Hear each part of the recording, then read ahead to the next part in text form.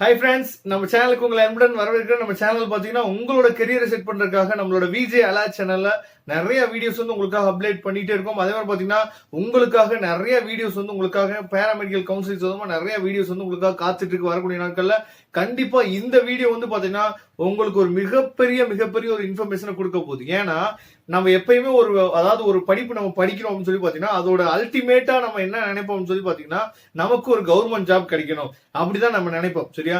அப்ப எந்த பிரான்ச் நம்ம படிச்சோம்னா, எந்த கோர்ஸ் நம்ம படிச்சோம்னா பேராமெடிக்கல்ல நல்ல கவர்மெண்ட் ஜாப் உங்களுக்கு கிடைக்கும், அதாவது எதை படிச்சோம்னா நமக்கு அதிக வாய்ப்புகள் இருக்கு அப்படிங்கறது நம்ம என்ன பண்ணணும், நல்லபடியா நம்ம என்ன பண்ணணும் தெரிஞ்சுக்கணும். அப்ப நான் நெக்ஸ்ட் வீடியோல என்ன போட போறேன்னு சொல்லி பாத்தீங்கன்னா என்னென்ன பேராமெடிக்கல் கோர்சஸ் இருக்கு அப்படின்னு சொல்லி நான் என்ன பண்ண போறேன் உங்களுக்கு நான் போட போறேன். சரியா?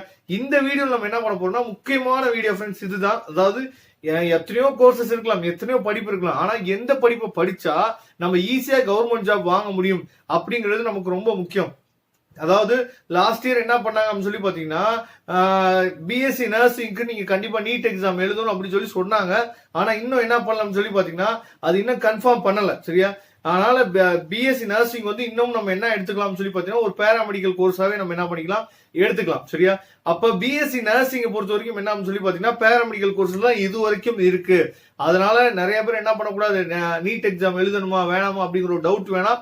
இது வரைக்கும் இந்த மினிட் வரைக்கும் பிஎஸ்சி நர்சிங் வந்து எதுல இருக்கு அப்படின்னு சொல்லி பாத்தீங்கன்னா பேராமெடிக்கல் கோர்ஸ் தான் இருக்கு. சரியா?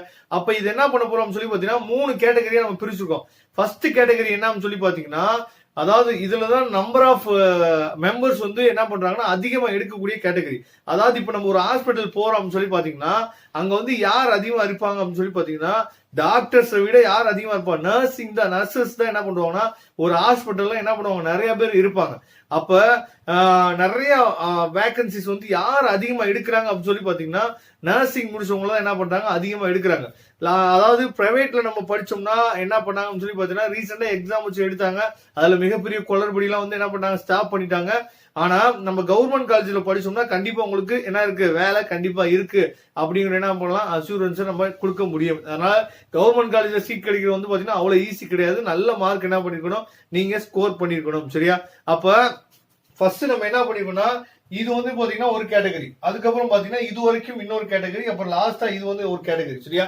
அப்ப நமக்கு பிஎஸ்சி நர்சிங் சரியா ஒரு ஹாஸ்பிட்டலுக்குள்ள போனவே நம்பர் ஆஃப் அதாவது ஸ்டாஃப் யார் அதிகமா இருப்பாங்க, நர்சிங் முடிச்சவங்க என்ன பண்ணுவாங்க அதிகமா இருப்பாங்க. அப்ப ஒரு 1000 அதாவது நர்சிங் முடிச்சவங்க ஒரு 1000 பேர் எடுக்கிறாங்கன்னா மீதி இருக்க அதாவது இந்த செகண்ட் கேட்டகரியில இருக்கவங்க எத்தனை பேர் எடுப்பாங்கன்னா ஒரு 100 பேர் எடுப்பாங்க. இந்த தேர்ட் கேட்டகரியில இருக்கவங்க எவ்வளவு பேர் எடுப்பாங்கன்னா ஒரு 50 பேர் எடுப்பாங்க. இப்படிதான் என்ன பண்றாங்கன்னா பிரிச்சுக்கோ இந்த கேட்டகரியை. சரியா? அப்போ ஃபர்ஸ்ட் கேட்டகரி அதாவது ஃபர்ஸ்ட் நீங்க எதுக்கு ப்ரிஃபரன்ஸ் கொடுக்கலாம்னா பிஎஸ்சி நர்சிங்க்கு நீங்க என்ன பண்ணலாம் ப்ரிஃபரன்ஸ் கொடுக்கலாம். நிறைய பேருக்கு இன்னும் தெரியாது பாய்ஸ் வந்து நர்சிங் படிக்கலாம் அப்படின்னு சொல்லி நிறைய பேர் தெரியாது. பாய்ஸும் படிக்கலாம், நர்சிங் வந்து என்ன பண்ணலாம் பாய்ஸும் படிக்கலாம். ஆனா நிறைய பேர் என்ன பண்ணல படிக்கிறது கிடையாது. சரியா? அப்ப first top most government job கிடைக்கிறதுக்கு எது முக்கியமான படிப்பு சொல்லி பாத்தீங்கன்னா பிஎஸ்சி நர்சிங். அதுக்கப்புறம் செகண்ட் கேட்டகரி என்ன பாத்தீங்கன்னா பிஎஸ்சி லேப் டெக்னாலஜி. சரியா? அதுக்கப்புறம் எக்ஸ்ரே டெக்னாலஜி, அதுக்கப்புறம் பிசியோதெரபி, அதுக்கப்புறம் பாத்தீங்கன்னா பி ஃபார்ம். இது வந்து செகண்ட் கேட்டகரி.